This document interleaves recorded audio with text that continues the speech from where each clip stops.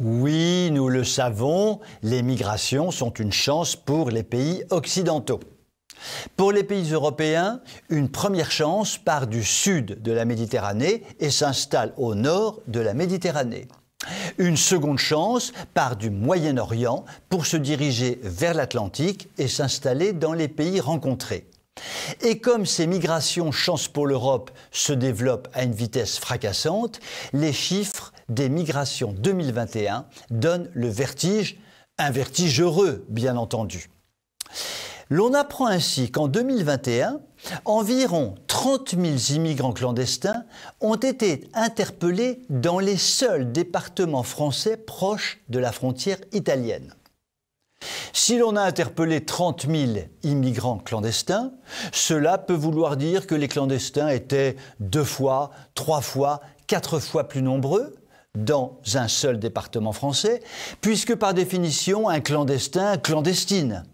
Et ce que l'on ne dit pas, c'est que ces interpellations ne servent strictement à rien, puisque l'immense majorité des clandestins interpellés resteront sur le sol français, point Akbar. Passons maintenant du côté de la Manche. L'on apprend qu'en 2021, près de 30 000 clandestins sont parvenus à gagner ce pays de cocagne qu'est l'Angleterre, et cela à partir de la côte française, ce qui est 3 fois plus que l'année précédente. La traversée s'est effectuée par l'utilisation de petits bateaux peu sécurisés et surchargés de clandestins, d'où des dizaines de morts à déplorer, les passeurs clandestins étant tout simplement des assassins. Tiens, petite anecdote à propos des passeurs assassins. À la fin de l'année 2021, une vente aux enchères invraisemblable était organisée par l'État français pour se débarrasser des bateaux des passeurs qui avaient été saisis. Il s'agissait en général de bateaux de style Zodiac, équipés de moteurs puissants. Qui donc allait racheter ces bateaux ? Les passeurs, évidemment, qui ont dû se mettre d'accord entre eux pour ne pas faire monter les enchères.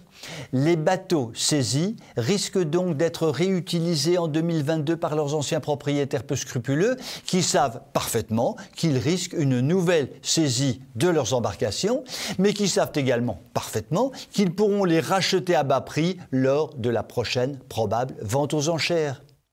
Une fois de plus, et comme sur à peu près tous les sujets qui concernent notre belle et douce France, nos pseudo-dirigeants continuent de marcher sur la tête et ne cessent de détraquer notre pays. Puisse le mois d'avril nous offrir un printemps purifié de Macronor, Collicor, Puantor. Je vous souhaite une très bonne soirée.